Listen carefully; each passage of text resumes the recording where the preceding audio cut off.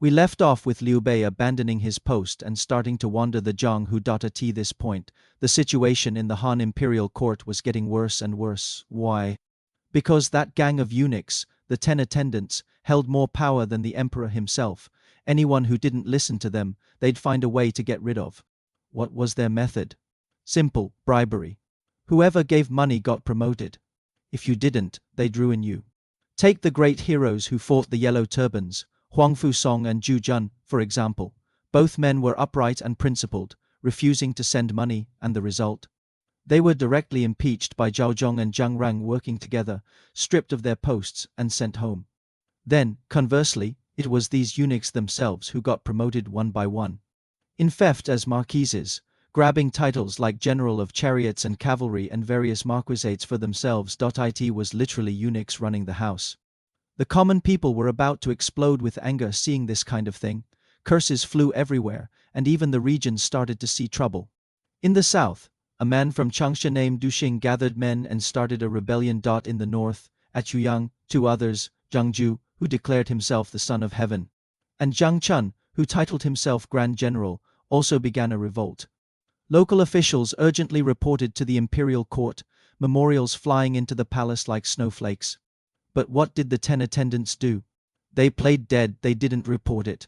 They were afraid if the emperor found out, he'd hold them accountable. One day, the emperor was still partying with the 10 attendants in the rear garden when suddenly a man rushed in. Who was it? Grand Counselor for Remonstrance, Liu Tao. This man was an official of integrity and foresight. Seeing the emperor in such a state, he burst into tears on the spot. The emperor was startled. "What are you crying about?" Liu Tao said, "The empire is about to end, and you're still drinking with this bunch of eunuchs. Rebellions are flaring up everywhere, all because this gang sells offices and titles, embezzles and perverts justice, driving away all loyal ministers. The country is just one step away from ruin." When the eunuchs heard this, they immediately fell to their knees, feigning pitifulness. "The ministers all want to destroy us. We can't live like this anymore. We're willing to donate all our family wealth to support military expenses. Just asking to keep our lives and return to our hometowns." They even wept profusely. Top-notch acting. The emperor, upon hearing this, actually got angry.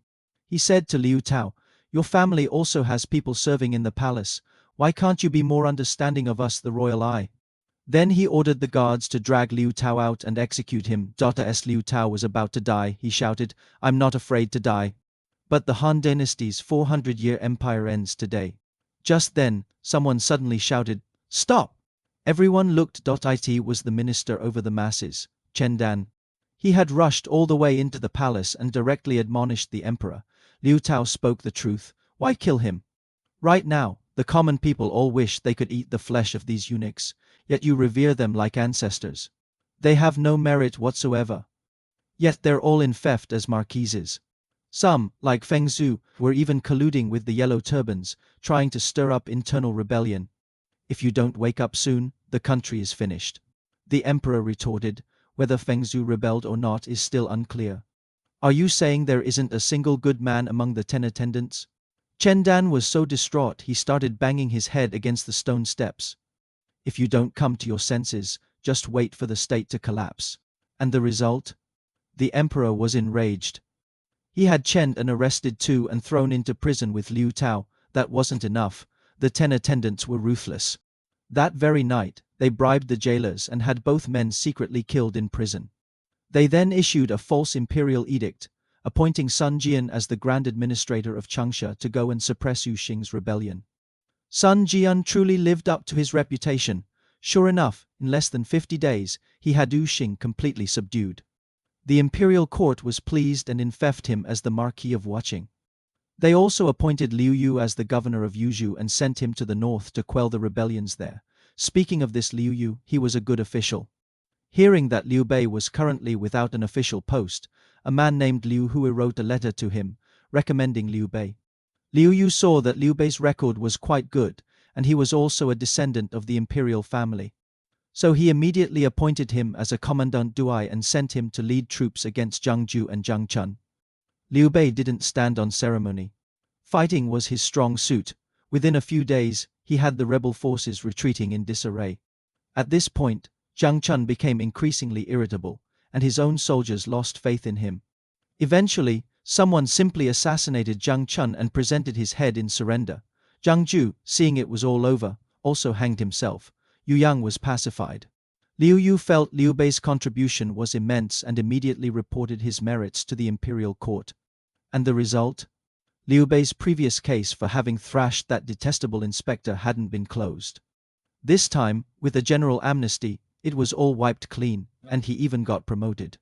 From Mi Cheng, likely a county-level judicial or secretarial post, he was promoted all the way to commandant of Gaotang. Then recommended by Gongsun Zan to be a major of a separate command, and finally became the prefect of Pingyuan County.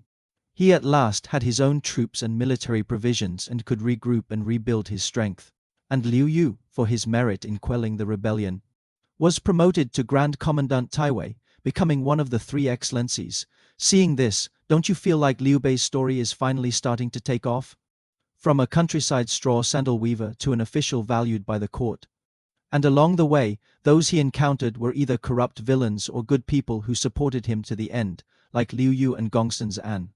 It was the end of the Eastern Han dynasty, and the emperor was about to kick the bucket, lying on his sickbed gasping for breath, thinking, "Sigh, after I gone, who should I entrust the empire to?" So, he urgently summoned the most powerful general in the court at the time, Grand General He Jin, to discuss his last wishes. And who was this He Jin? He used to be a butcher. He got his position because his younger sister entered the palace, became a favored consort, and bore the emperor a son, Liu Bian, who was then duly made crown prince. From then on, it was a case of when a man gets to the top, all his friends and relations get there with him. He Jin became the Grand General, second only to the emperor himself. But, as fate would have it, this emperor was incredibly biased. He also had a super-favored beauty, Consort Wang, who also bore him a son, named Liu Zi. When Empress He heard about this, her temper flared. "Oh, you dare to favor someone else." Deciding to go all the way in for a penny, in for a pound, she went ahead and poisoned Consort Wang. Liu Zi then had to be taken in and raised by Emperor Ling's own adoptive mother, Empress Dowager Dong.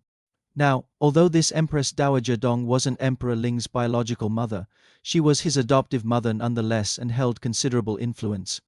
She would often whisper in the emperor's ear, "You know, I think it would be better to make little Z the crown prince." The emperor was swayed by this, as he did prefer this younger son, just as he was seriously planning to change the crown prince. His favored eunuch, Jian Shuo, jumped in and said, "Your Majesty, if you want to install Z, it's possible, but that big butcher He Jin will absolutely never agree. How about we get rid of him first?" The emperor gritted his teeth and nodded.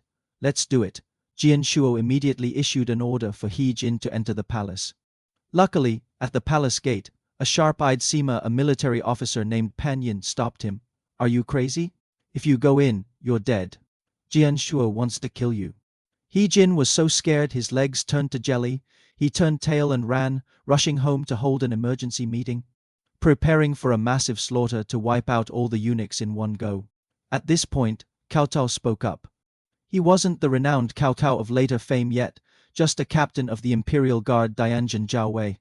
He said, "This eunuch problem isn't something you can just chop away at as you please. One wrong step, and your whole family could be executed, big brother." But He Jin just glared at him. "You're just a junior officer, don't try to tell me how to do things." As they were arguing, Pan Yin rushed in again with urgent news. "The emperor has passed away. Jian Shuo and his gang of eunuchs are keeping it secret, and they're trying to make little Liu Zi emperor, while also planning to eliminate you in one fell swoop." Now everyone panicked. Yuan Shao slammed the table, stood up, and declared with fervent passion, "If we don't act now, it'll be too late. Give me 5,000 soldiers. I'll storm the palace, install the legitimate crown prince, and chop down all these damn eunuchs." He Jin shouted, "All right, 5,000 soldiers are yours. Take my contingent of ministers with you and get it done." Yuan Shao, fully armed, led his troops storming into the palace. About 30 ministers followed him in as witnesses. Beside Emperor Ling's coffin, they helped Liu Bian up. "Congratulations, you're the emperor now." Liu Bian just looked bewildered on the spot. "Me?" Yuan Shao moved with lightning speed, rushing into the palace to capture Jian Shuo.